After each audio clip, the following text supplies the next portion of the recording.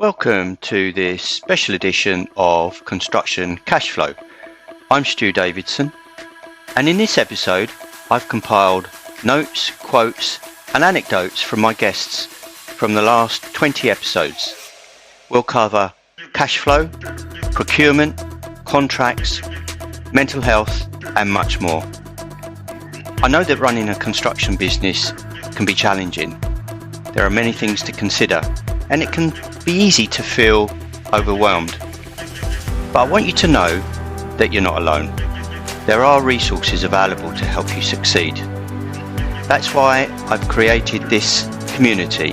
I want to create a space where we can come together and support each other, where we can learn from each other and grow together. So to join the community, join the conversation, join the live chat and support our mission, go to constructioncashflow.locals.com. Together we can build a better future for the construction industry. Those lawyers had run that for him and they'd brought in a quantum expert. My advice to him would have been, forget about it, you're never going to win that. Because normally I'd sit in the background until we need to turn the heat up further.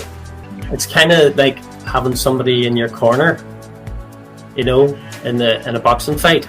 Most subcontractors, a lot of main contractors, don't really have sufficient records in order to back up a delay and disruption claim. Probably none of the subcontractors I started working with would have reviewed the T's and C's. If you get to the end of the job and there's a claim and there's a condition precedent in the T's and C's and you haven't notified it, then you're goosed. Just got a phone call from the Sun newspaper and they're saying they're at the gate of the site and they said that you guys have just killed somebody on site and that you're completely at fault. How do you respond? Do you understand what it is that is the process of how we operate as a business in order to protect and to look after health and safety? Or are you just going through the motions in terms of, yeah, it's just a toolbox talk, just sign it here, yeah, it's the induction, have you got any induction? Yeah, have you got your sets? Okay, you're good to go. Come on over here, it's grid line 12, it's a load of plasterboard that needs to be put there, let's get going. What I like to call the business of safety needs to be included in the whole business as an operation. As an owner of a business, you shouldn't just be looking at the bottom line of profit and loss.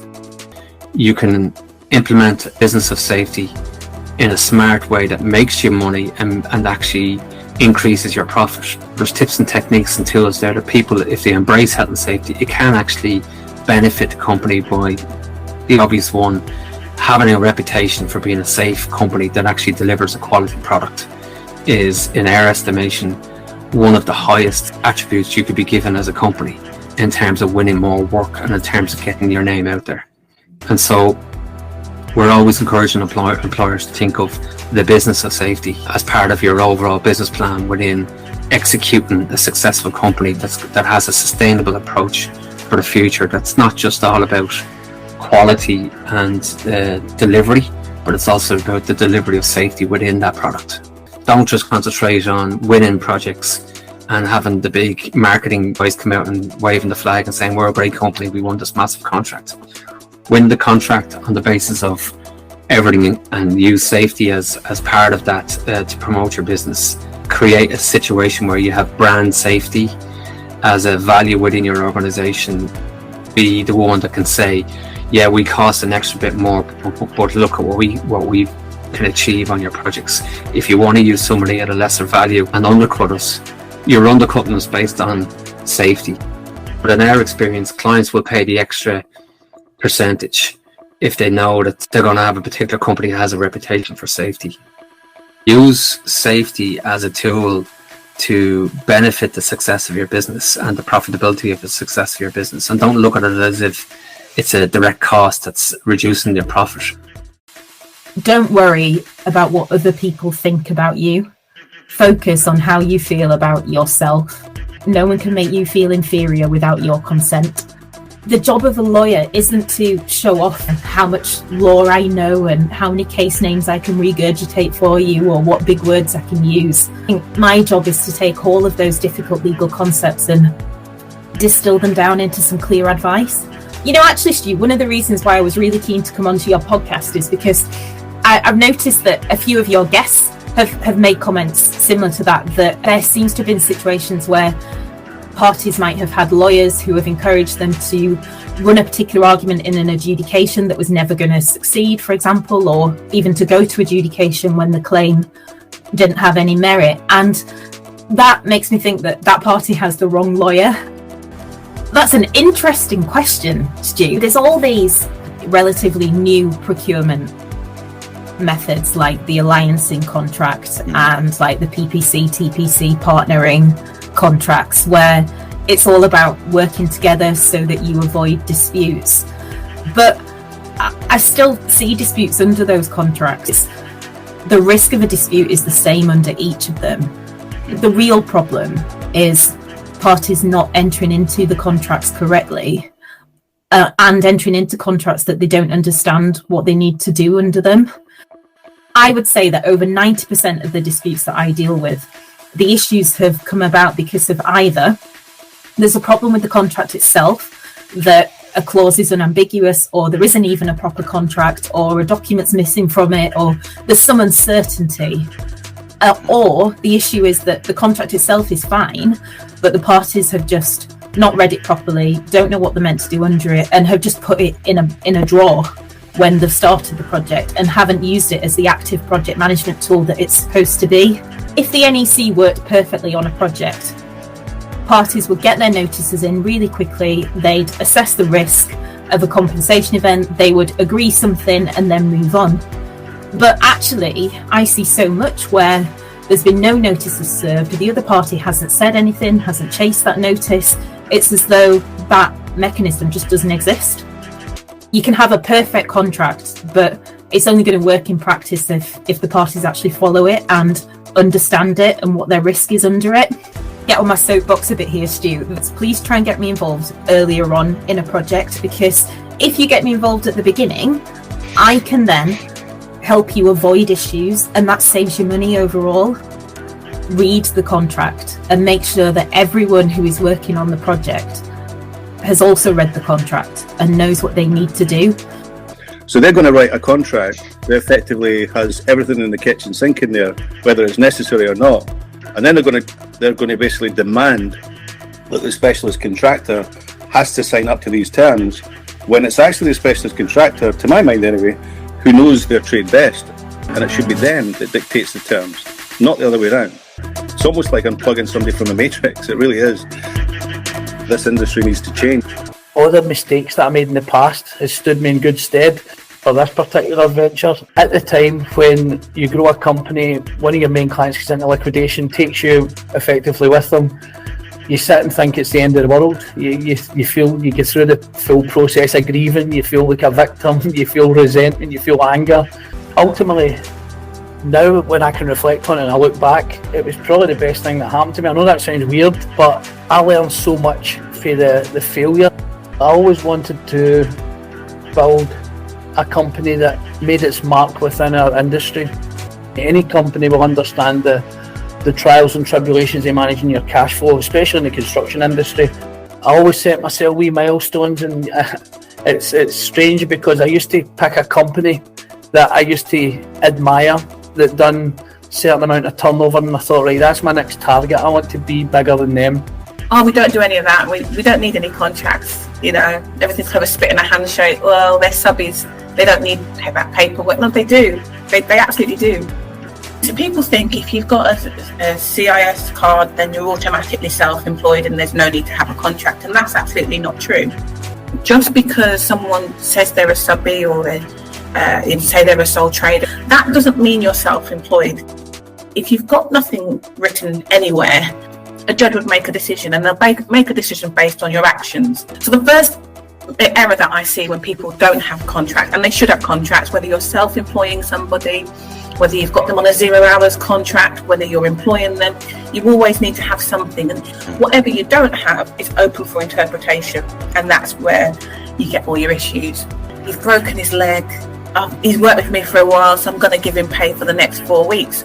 You've just treated this person like an employee, and guess what? You made them an employee. You don't employ self-employed people, you engage self-employed people, or you appoint self-employed people. Using that word employ, if that went to an employment tribunal, if you come up more employed than not, then you've employed that person. And if your intention is not to employ, that you don't ever do it accidentally. You want to make sure they're not stealing your client, they're not going behind your back doing it cheaper, or they're not poaching your subbies or your employees. And that happens quite a bit. Someone offers to pay £1 more, have something in place and make it quite clear. I expect you to work Monday and if you don't, these are the consequences. Be really clear and firm. So it's about attracting the people that have the same values as you. If you deal with people with respect and honesty and clarity, then there's absolutely no reason when you need to stop you from reminding them from time to time what your or their rights and obligations are under that contract. Somebody's taking a corporate stance. I think that's always important that we recognise that you don't take things personally. You can argue till you're blue in the face with somebody and that meeting's over and you have the crack in the car park about football or whatever afterwards. And I think that's really important, and that's one of the things I like about the industry, the people. So the whole idea of, we'll leave the contract in the drawer and we'll get it out if we need to. No, it should be on your desk. It should be dirty dog-eared contract that's flicked through every day, because when you pull it out the drawer, it's often too late and you can never go backwards. And that collaborative party who you thought was your friend can turn on you very quickly. If you've not been doing your bits, you've nowhere to go. Deal with it. Now, dealing with it might be, negotiating a better position, but don't pretend it doesn't exist, because it will come back and bite you on the arse at some point. And I think that's one of the key problems in this industry, that people bury their heads in the sand, hope that it'll never happen, whatever it is. It does happen, and then they're in a blind panic. Again, it comes back to rights and obligations. Understand what they are, but understand them from the outset. Don't get excited and blinded by the prospect of a nice shiny £100,000 order, let's say. You might get paid £100,000, it might cost you 150 because you've actually signed up to X, Y and Z, or you're on the hook for delay damages, contra charges, stuff that's outside of your control, but you've signed up to it because you didn't read the contract in the first instance. Standard form contracts, and I do a lot of work with NEC, they're drafted the way they're drafted for good reason. They're not intended to be heavily amended, and it just creates chaos. Better communication, either orally or through the documents, will avoid a lot of the disputes. It's not cost plus, it's defined cost plus fee. The cost incurred may be defined cost, but it might be included in the fee, or it might be disallowed cost. I know most of the areas where contractors will tuck away money there, or perhaps I should say drop things out and reallocate them. The concept of collaboration is framed by the contractual relationship. You look at some of the profits that some of the big organisations are posting, which are eye-watering, and yet at the other end, there's a supply chain that's going out of business at a rate of knots. People through the supply chain, it's not to say that they don't bring some of it on themselves. I think the first thing is understand the rules of the game. And one of the things I talk about when I do public speaking is that what we see quite a lot is people that are effectively on a rugby pitch, but the problem is they've got football kit on and they're on a polo pony with a set of golf clubs. They don't understand the rules, and they don't understand the industry, and they don't understand the risk. So the first thing I would say is understand your personal appetite for risk. Construction is a brutal industry at times, and anybody that is listening that thinks they're in the property industry, doing a few refurbs, you're not in the property industry, you're in the construction industry. The actual people that are doing the work, the tradesmen, the subcontractors, the smaller businesses, are quite often massively disadvantaged because they don't have the kind of the commercial management experience, the project management experience, all of that professional training, and yet they're the companies that are actually delivering the service. And And I tell myself every day when I wake up that I'm like, every day's a school day and I need to learn stuff. So if I need to do that, what chance does somebody that's just coming into the industry going to have?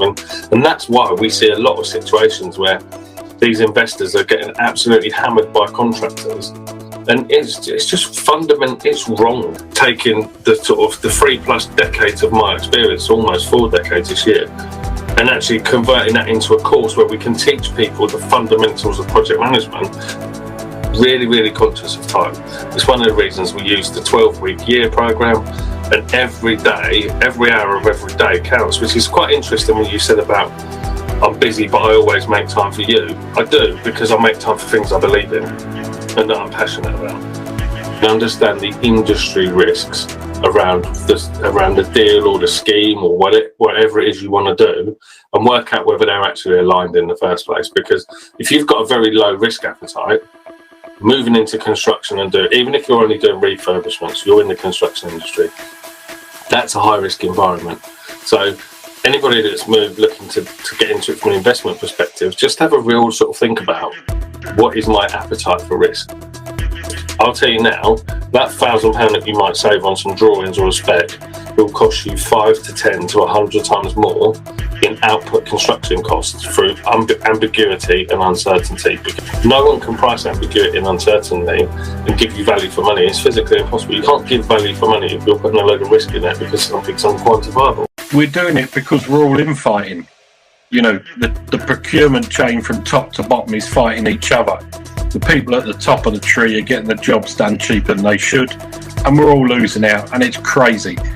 Everyone's polishing the turd on the way up. We all have to work to try and improve the margins, because if we improve the margins, we take the pressure off the industry. There's a constant fear of bankruptcy, either your own or people around you. It has to change. Construction is a hard game. It's a complicated game. It's often complex. There's a hell of a lot to it, and it deserves to be rewarded for what it is. Everything in construction is about reporting what's happening, and it's about risk management. If you manage the risk properly, you're halfway to being successful.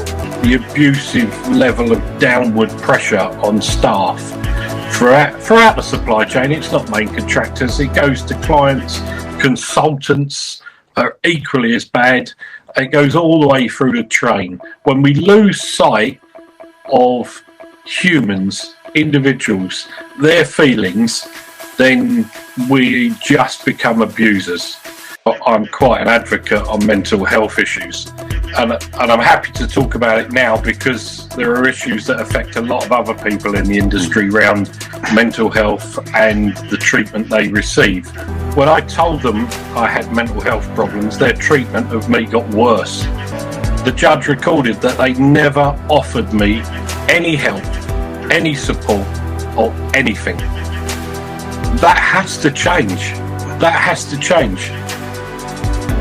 For anybody that's unfortunately currently got a job from hell and is possibly about to go into the situation where they're engaging claims consultants and QSs and claims lawyers, then yeah, it would be absolutely a dream for them to have this information in this format. It's very, very simple. It operates on people's phones, but just by implementing it, the additional benefits to a business are enormous. One of the things that I've been working on with the latest tool that I've developed is capturing exactly what has been installed, and as soon as it's done, record it. So what's happened? What's the cause? What's the effect?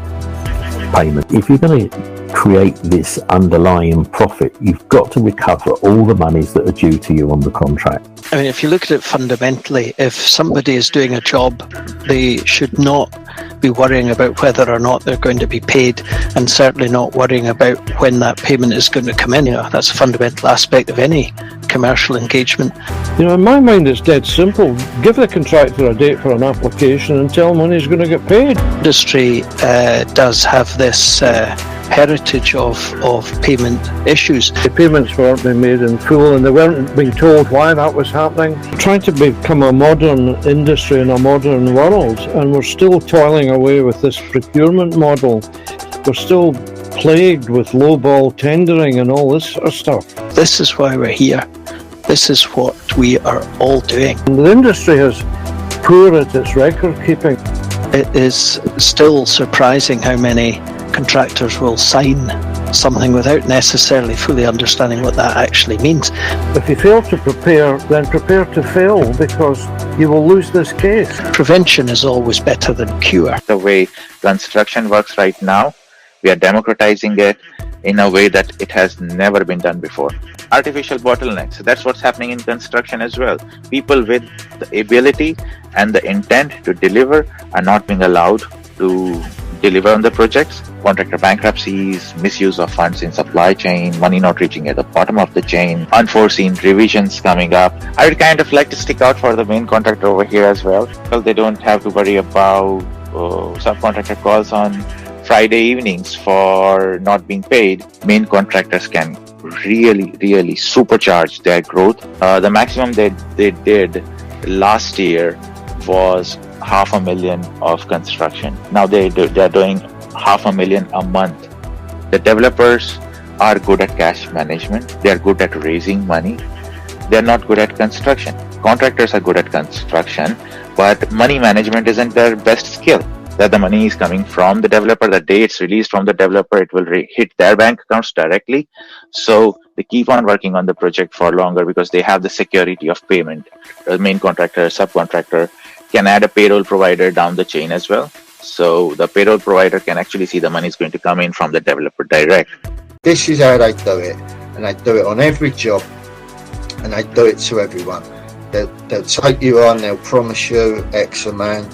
First month you'll get it. Second month will be 5% short. You'll ask why. They'll come out with something. Well, it don't matter. It's only 5%. I'll get it next month. Next month it's 10% plus the 5. Now it's 15% you're into them. Now they start to get a bit aggressive, right? But you're thinking, hold on, there's 2 years work here. We're only 3 months in. We'll sort it out. And before you know it, you are into them for so much dough that you can't walk off, right? And now they're bang on you. You're going in meetings and they are extremely aggressive to you and all that. So what they'll do, they'll take subbies to the point of almost completion of the job, and then they'll just knock them, and they'll just go, well, we've got an in-house legal team. Feel free to take us to court because we can outgun you financially, right? So go on, off you go. These are people, right, who wake up on a Monday morning, kiss their kids, say, what are you doing at school today, you know what I mean?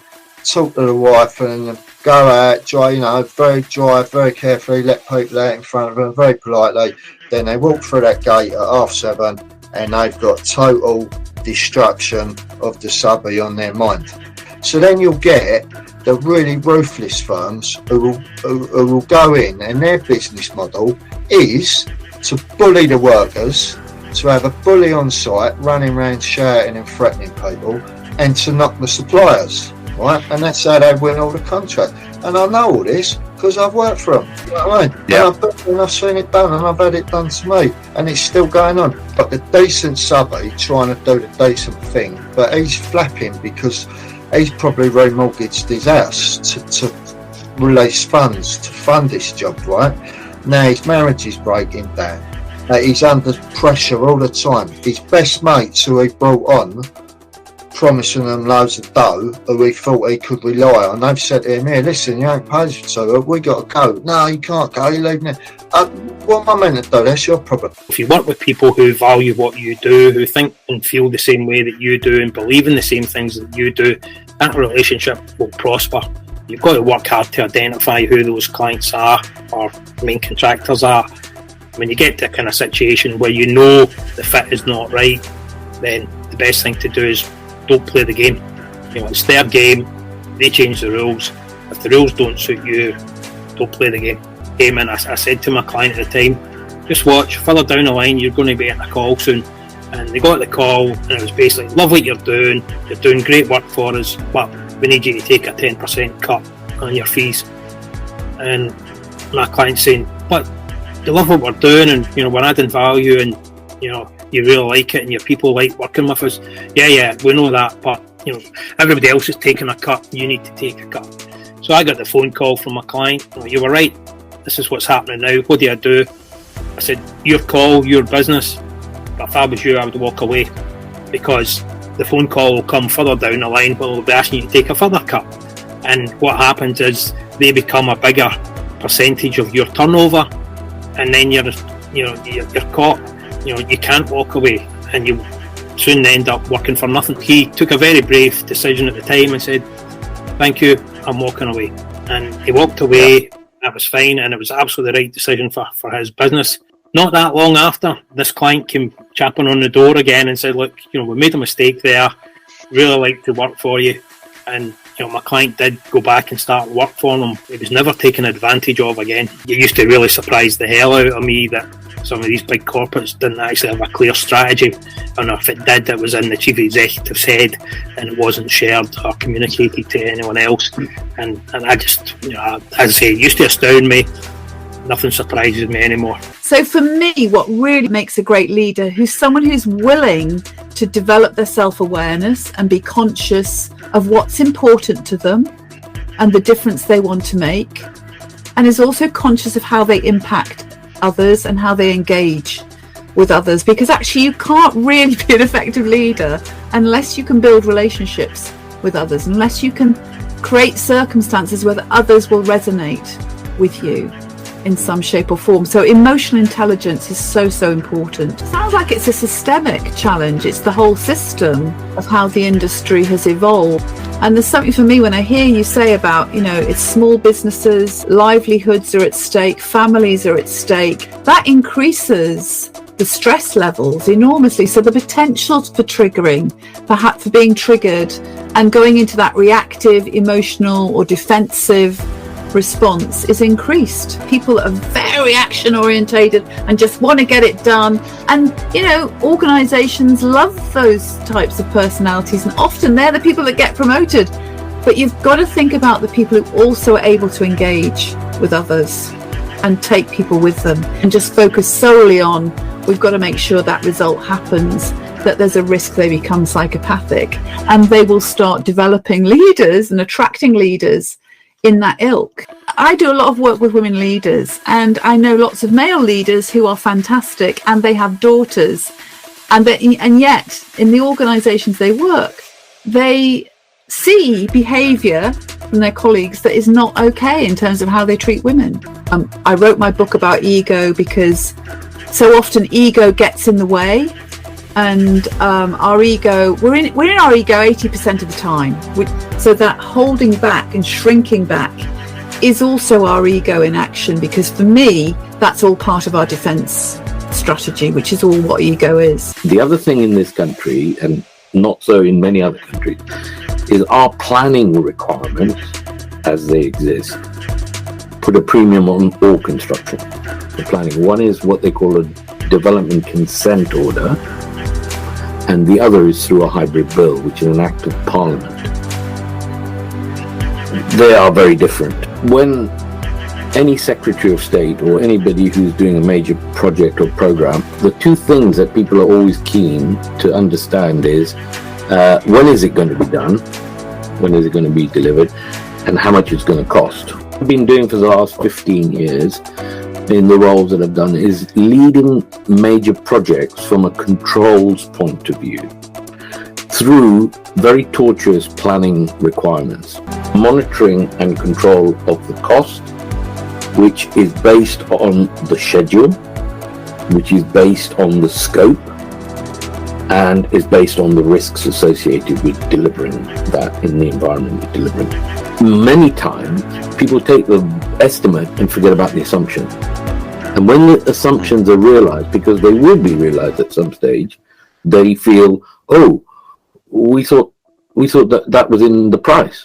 And we've learned from major collapses, and Carillion being one of the biggest ones, is where they have been very brutal with their supply chain.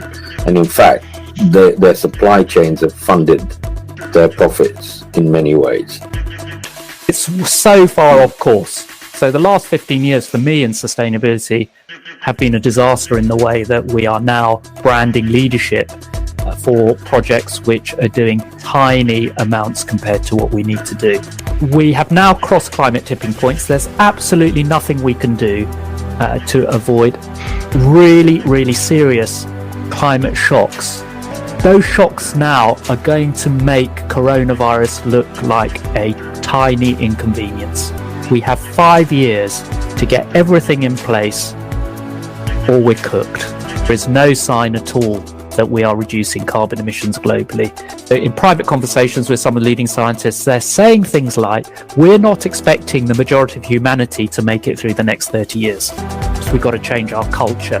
We got to start recognizing that we got to behave decently wherever we are in the chain, and we got to stand up for that decency, and we got to be honest. The way the industry is pushing sustainability, there's very little authenticity in it. So start being honest about what you want to achieve. So I think it starts with every individual being honest with themselves. Not think that we've got 10 years, not think that we've got 5 years. We are living on borrowed time now. We could be months away from our first truly global climate shock. You know, my deepest impact is helping people build community or be a citizen of a community. How do you keep to your core values and your beliefs, but at the same time manage to innovate into a world where your skills are still desired? And that's why I'm really keen to have this interview now, because there are so many people that are potentially going into fear in the middle of it, coming out of it. And if I can pass any thoughts on how we recovered. The conversation about you in the construction industry is about when are you next available, rather than how cheap can you do this. You are suddenly in a much stronger position with a much better cash flow. Understanding who your customers are or could be, understanding what they want and what their stresses and anxieties would be, and then matching up your skills and capacity and availability with what they need. Now, your order book might be full as far ahead as you can plan. The marketing gives you many other advantages. It's not just filling my diary for the week after next. It's filling my diary for the long term. It's reminding your current customers and your past customers that you're still there, and reminding them of the quality of your service. And it also allows you to brutally charge a bit more. You know, if you have this reputation for being always busy, but you keep communicating, you talk about the quality and you demonstrate the quality of the work, when it comes to those hard-based negotiations about your daily rate or the price for the job, if you have the perception, or you create the image that you're in demand, you know what you're doing, you're not desperate, you can be much firmer in your negotiations. The minute you start to say no to people, here's what's going to happen. You're going to realize real quick that lots of people in your circle had conditions on their relationship with you. I don't want to upset the client because it's the only contract I've got, and if I lose that contract, I'm stuck.